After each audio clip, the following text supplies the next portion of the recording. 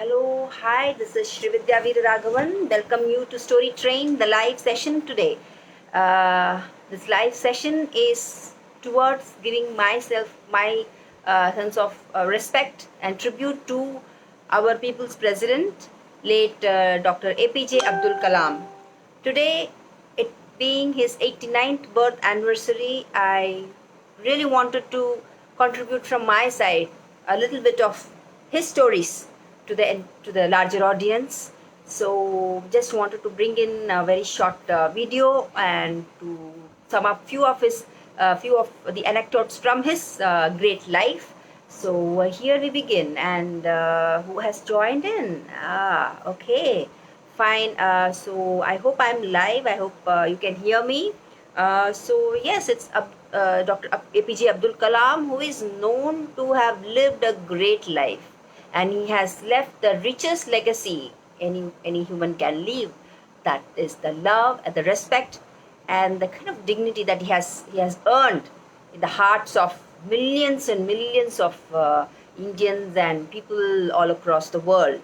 So it's a privilege from my side that I'm here to share a few parts from his great life, few anecdotes from his life, from which we can learn how to lead our life. So he has been an inspiration to millions of us, and some, even whether it's a child or a grown up, we have learned something or the other from him and his life. So going ahead, it is today is 15th October, his birth, the 89th birth anniversary.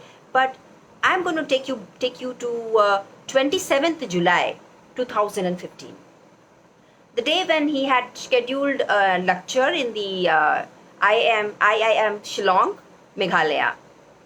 He just got down from the aircraft in the Shillong airport, and along with his advisor, his assistant, co-author Srijan Singh, they both got down, and the weather was a bit, airy. It's a bit cold. Sir was not so feeling good about his health, but still he had did not want to cancel the lecture, so he was there on that day. And soon after they got down from their aircraft, it was almost a 3 hours journey through the road. They had to take the 3 hours road journey towards that institute. So they got into their cars, and then as the journey began, the roads, it is a hilly area, so there's roads going twisted and narrow, and he was well escorted, gypsy in the front, another gypsy at the back, and the guards and all these black cats are all there taking care of him as an escort.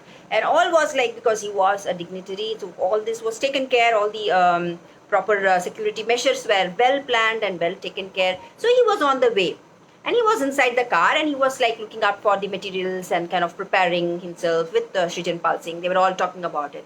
But after a few minutes or so, like say half an hour after that, he looked out, and from his the seat he could see in front of his car there was this gypsy. Okay, and the gypsy had the guards, and the one guard who was actually standing, he was with his rifle, who was standing outside the gypsy. He was holding on to this one hand, another hand with the rifle, and he was standing, and he has to balance the speed of the gypsy along with his things. So he was just standing, and now sir started getting a bit restless. He said, "Oh, why he has to stand? Ask him to sit down." But the nearby people said, "Sir, this is his duty, so it's fine." So okay, so an hour and a half went, and but sir, who was supposed to be preparing for his lectures and kind of doing this, and he was like on and off. His eyes went on to the gypsy which was going in, the jeep that was going in front, and he was looking, and again he was becoming restless, and he said, no, you call them and ask him to sit down. He doesn't have to stand, because it is just 3 hours he have to travel. So okay, so they tried from the radio call, but that time when they tried with the radio call, it was not connecting. It some technical problem.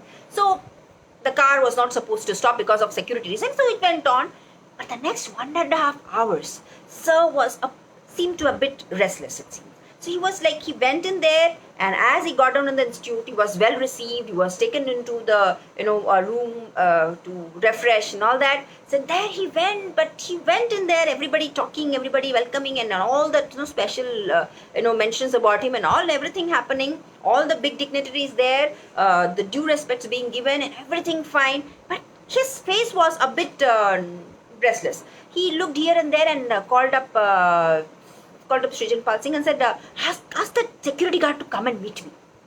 Okay.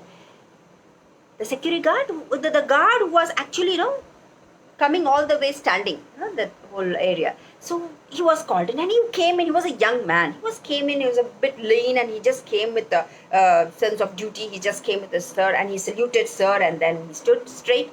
And then Abdul Kalam looked at him, and he went straight. He went straight, and he shook. He just shook hands with this young man, this young guard. And he said, "Thank you so much. Thank you so much for taking us safe till here." And that young man was like taken aback. I mean, his eyes kind of become tearful, because it was the President of India, the ex-President of India, the leader, Abdul Kalam himself is calling. Is this ordinary, the low executive guard was just doing his duty, that he does it for every other dignitary that he has been, taking across almost every day. But today was so special, he was just couldn't. It was as if he couldn't utter a word. But this particular anecdote that, it really touched me. Of course, not just because this was that Abdul Kalam sir's last day in this earth, but also because of the humility the humanity that he has shown towards this simple, the so-called duty. The personnel also, he didn't bother. The gap was not at all, relevant for him. It was a sense of gratitude. It was a sense of humanity that he wanted to show, that this person has done his great job. That shows a sense of humanity, of how everything comes behind when there is human touch which is required. It really touches people's heart. It really touches beyond your technical knowledge or your experience or your power in terms of money and this and that. Actually does not remain in our heads. It is the sense of humanity that touches us. So this beautiful anecdote was beautiful to tell about his humanity, which he has been practicing from his childhood. He has been natural, a complete human who believed, who had the best of wisdom in terms of knowledge, in terms of experience, in terms of the behavior that he had with others. Okay, and this 27th July that I was just mentioning about 2015, the day when this incident happened. The same day, he had to, just after this refreshment, he went into the stage. As I told, he was not quite okay with the health, but he was there to give the lecture. So he went on to the podium and he started with the lecture. And then we know the rest of the story, where he started with the lecture. Within 5 minutes, he fell. He just fell when he was giving the lecture. And that was the last breath that he had taken there. But such a pride moment, I must tell you. Such a pride moment, though it was very sad for the whole of nation in terms of all of the world who knew him. But look at from the angle of that great soul. He had lived his life till that end minute. He had been motivating the student till that end minute. And that made him even more special, even more, merrier for every one of us. So, yes, so that is one sense of the humanity that he had shown. Apart from that, there was a sense of responsibility that he had carried across his life. That sense of responsibility, and also the sense of correct appreciation.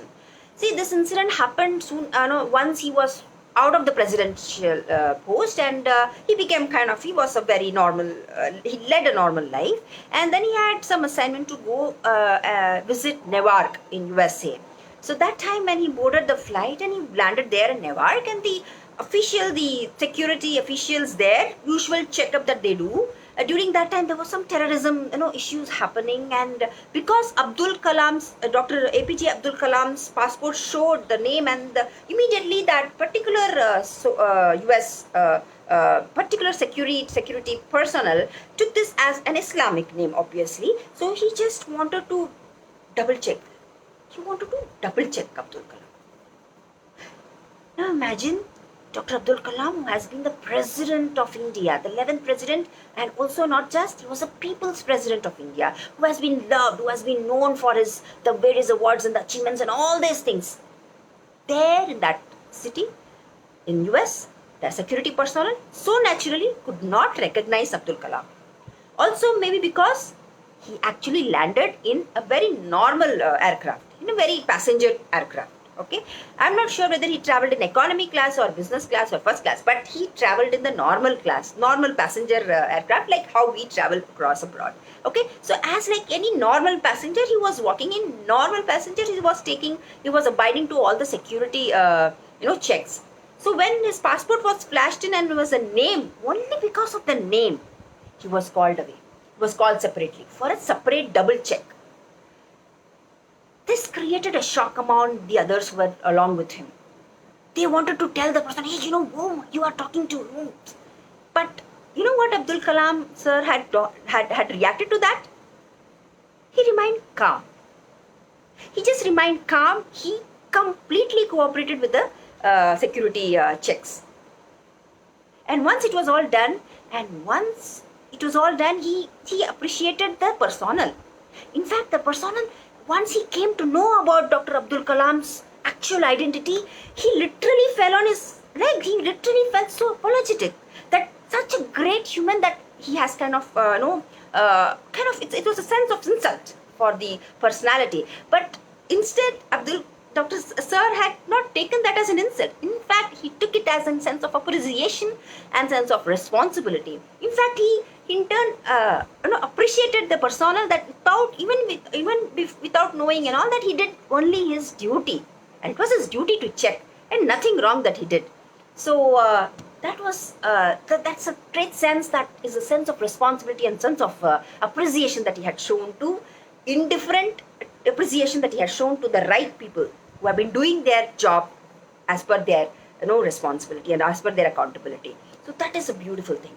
And yes, then now this comes to my favorite part of what I liked more about Dr. APJ sir's quality is the fact that he was a motivator. He would love to go into the institutions, the colleges, the schools, and give a lot of motivational talks. He will inspire, not from the way he was walking, the fast walk that he would do. He will talk like fast, and also he will give a lot of stories. He will speak a lot of stories. He will quote from Bhagavad Gita. He will quote from this place, that place. So there was no religion. There was no difference between anything and everything. He was just thinking only as human. Everybody were human, and he was instilling that seed of dreaming big.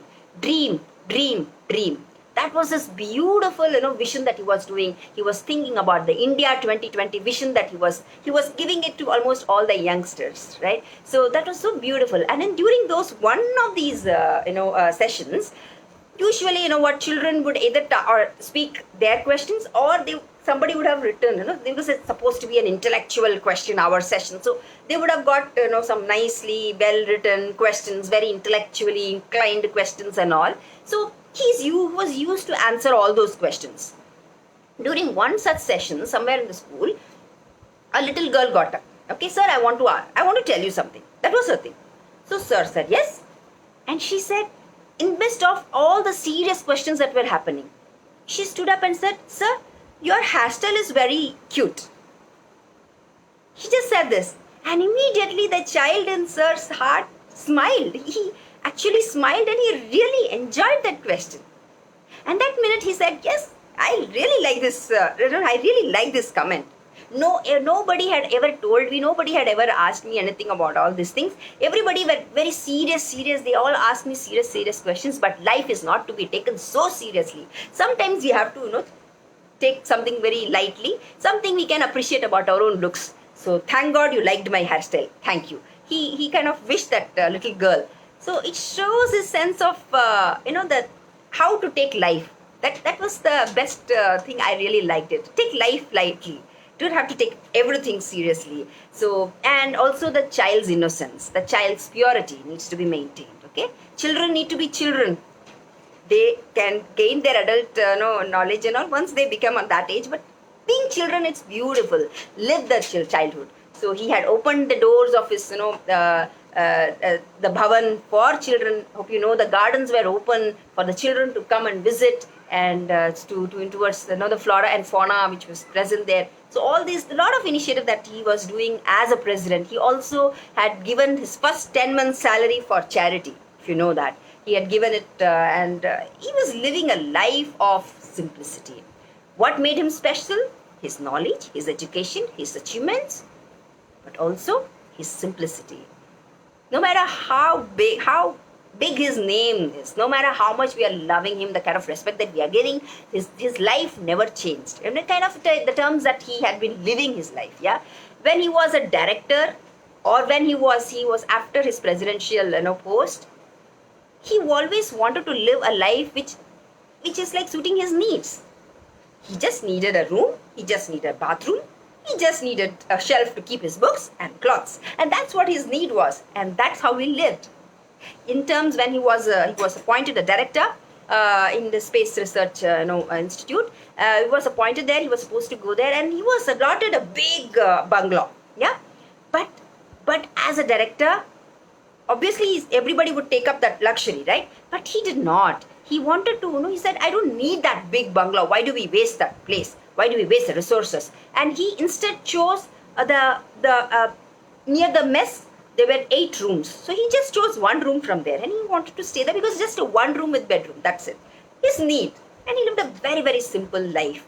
In terms of anything and everything, he lived a simple life. And I would say that he was the richest man when he died. Really, a sense of richness that he has it. I don't know many of us whether he really will have it. I'm not sure. But he was the richest man when he died. Why I tell you? Because when he died, he had no property in his name. He had no, assets or whatever you call it in his name. But he had his books, few clothes, and his chappal. I mean, his basic, that was what his need was. That was life. What you need, you keep it, right? So that was his thing. But other than that, he had the richness of the love and the respect that we all have been showering because of him. Because of him. The way he has been conducting himself, he was showing himself a great leader. The way he was conducting, we have been kind of getting inspired for anything and everything. We were inspired, right? So whether it was a simple writing skills, he was so simple in terms of living and also in terms of writing. It was so understandable. He has written so many books, right? The best of books, The Wings of Fire, you name it. And the last, before he died, the Reignited, that book that he had written, co-authored with Srijan Singh. It is such a beautiful book. I have made my son to read this book. There are 2 parts, Reignited 1, Reignited and Reignited 2. So it's such, I really strongly recommend everybody who have not read this book, please go ahead, because it talks about how a child should think scientifically. I mean, there's beautiful way of thinking, how a person should think. So it's a beautiful book. So all these things, be written. So such a great author and everything and anything, but still he lived a life of simplicity. This is beautiful. And apart from this, there are many, many, many anecdotes. This is one another, which I think most of you know, that once somebody asked, what is the greatest achievement? We know that he got Bharat Ratna, he got Vibhushan Award, he got all whatever name you can call it, and the best Padma Bhushan, and he got your Padma Vibhushan, and you name it, every award was in his gallery. But you know what he told? You know what he quoted as his greatest achievement in life? He said, that 9-year-old girl Swara, for her, I designed this particular ultra lightweight, this artificial foot. That is the greatest achievement.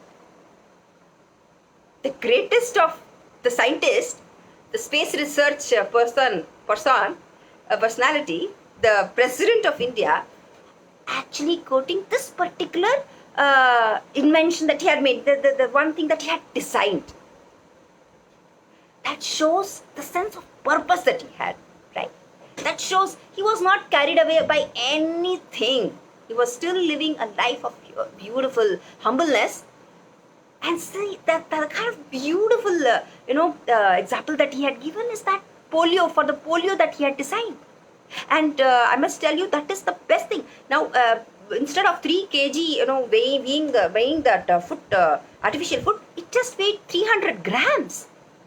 Just imagine the child's ease to wear it and walk.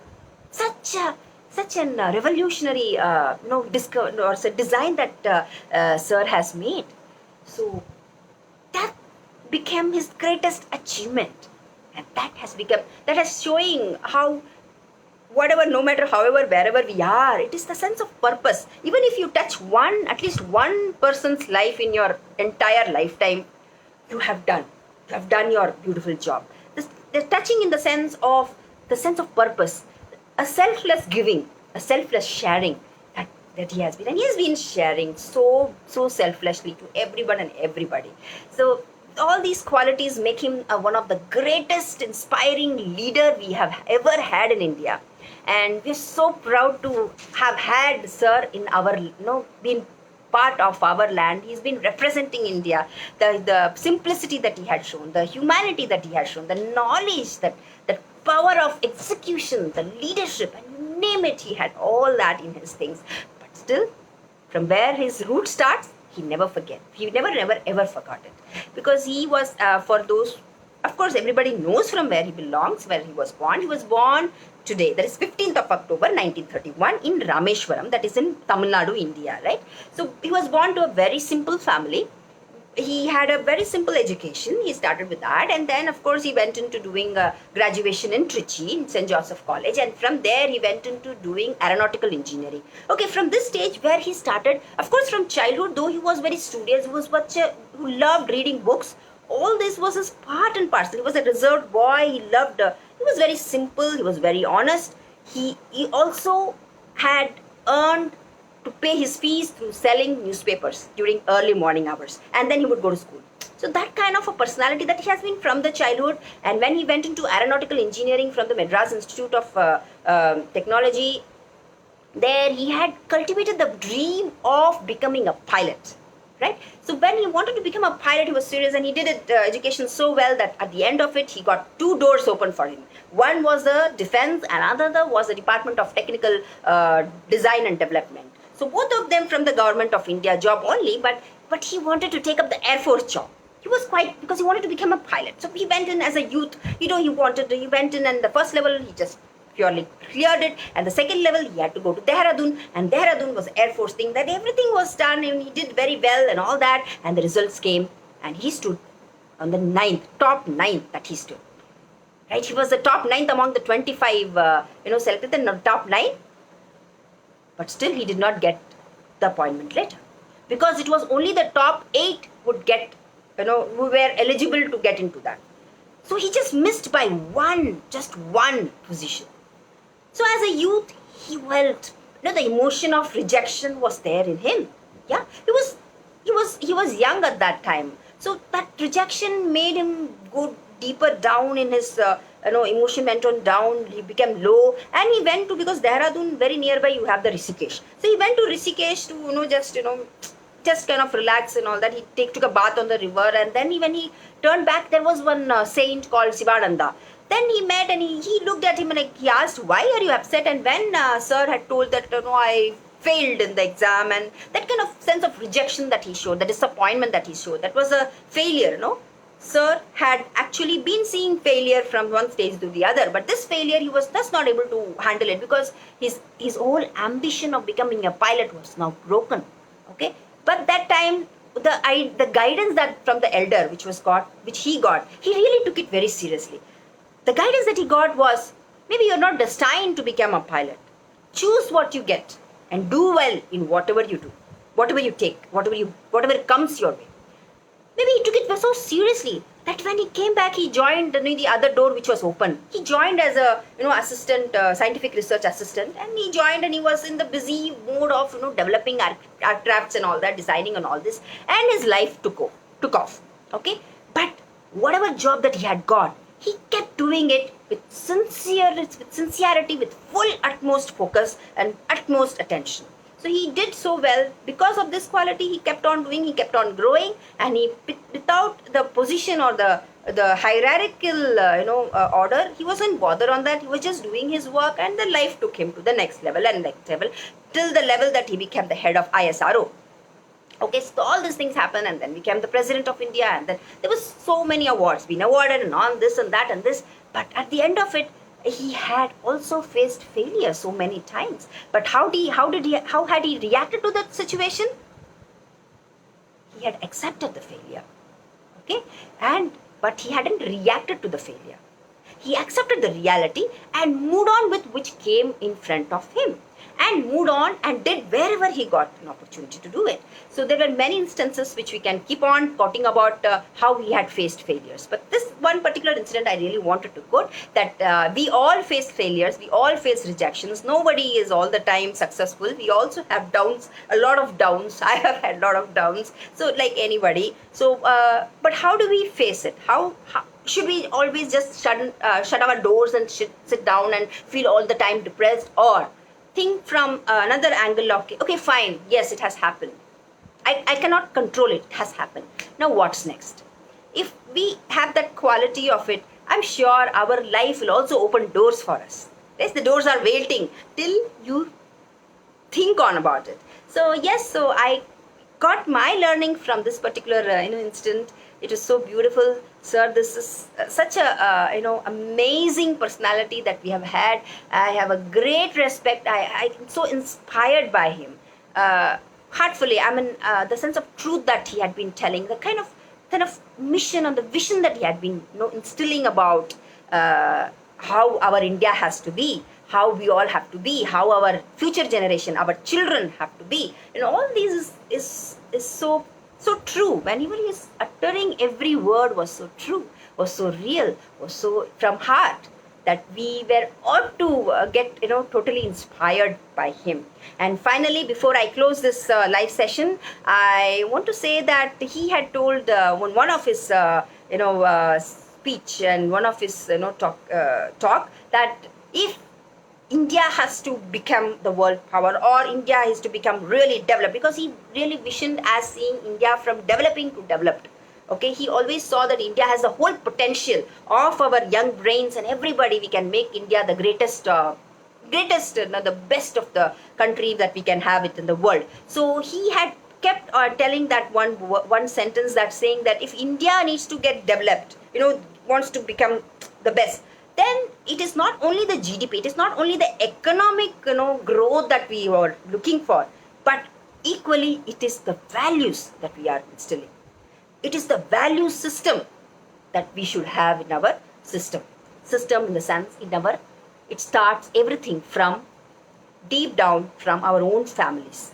So he said it is the father, the mother, and the teacher who are responsible for all this, because they are the one who are going to develop the future generation for this country, right, and for this world. So these three people are very important. So he kept telling, this sentence really hit me so, it really touched my heart, it hit my brain so strong, that this is personal experience, when I wanted to start the Story Train initiative, a question that I asked myself, that what do you want to be remembered after you die? I mean, I was thinking, like, how do you want people to remember you after you die? And this particular thought really inspired me, because I thought, at least I should also inspire people. May not like the whole world, but at least those who come around me. If I can inspire at least 5 out of the 50 that I meet, I have done my job, and I keep doing it. And how I want to get remembered? As definitely, if possible, like Sir's rich legacy that he has left, if I can also be remembered as that that rich soul who was known for, inspiring others. That would be the greatest, thing that I think that was a purpose that I started this Story Train initiative. Though of course I became a professional later, but this initiative is purely for somewhere or the other. If I could inspire, if somebody is watching here, the people you are all watching, if I could inspire at least one of you from this group, I think my job is done. Okay, so from all these things, everything started from Sir's thought. I'm so inspired, and I'm one of the million people who have been getting inspired from him. I'm also one among, and I really thank that this day I could sit in front of you all. I could have the confidence to bring up and talk about Sir's great journey, Sir's great life to anyone and everyone who's watching this. So thank you so much for joining in, and let's spread the joy of simplicity, love, kindness, and share our knowledge to many others and inspire many others and lead a life of greatness and value. Thank you so much for joining me. A very good night. Thank you.